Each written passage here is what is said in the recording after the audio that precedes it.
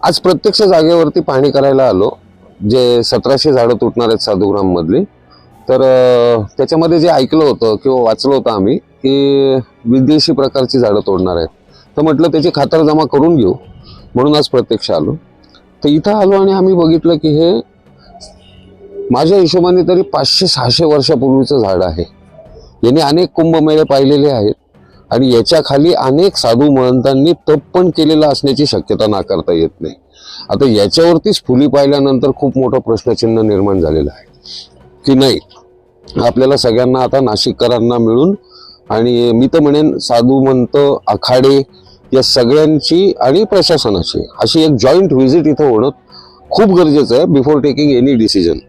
कारण ही झाडं होणे नाहीये परत. आहे प्रशासनालाही आव्हान आहे का जोपर्यंत हे सगळ्यांपर्यंत तुम्ही मेसेज पोहोचवत नाही, मी फक्त पेपर नोटिफिकेशन देऊन उपयोग नाही. कॉर्पोरेशनला मला स्पेसिफिकली सांगणं खूप गरजेचं वाटतंय की आपण पहिली गोष्ट तर डेट एक्सटेंड करावी.